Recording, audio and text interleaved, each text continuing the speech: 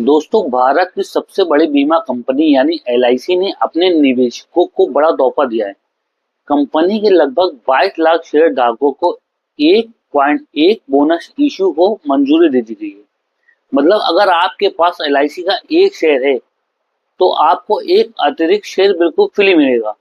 यानी 100 शेयर हैं तो बोनस के बाद 200 शेयर हो जाएंगे। सबसे खास बात यह है कि 99.99% शेयर धारकों ने इस फैसले के पक्ष में वोट किया है। एलआईसी इस बोनस इशू के लिए करीब 6325 करोड़ अपने रिजर्व से इस्तेमाल करेगी और खबर आते ही शेयर में लगभग 2% की तेजी भी देखने को मिली है। लेकिन याद रखिए, बोनस शेयर मिलने से कंपनी वैल्यू नहीं बदलती, सिर्फ आपके शेयर की संख्या बढ़ जाती है। अब निवेशकों की नजर रिकॉर्ड डेट पर है, क्योंकि उसी दिन तय होगा कि बोनस शेयर किसे मिलेगा।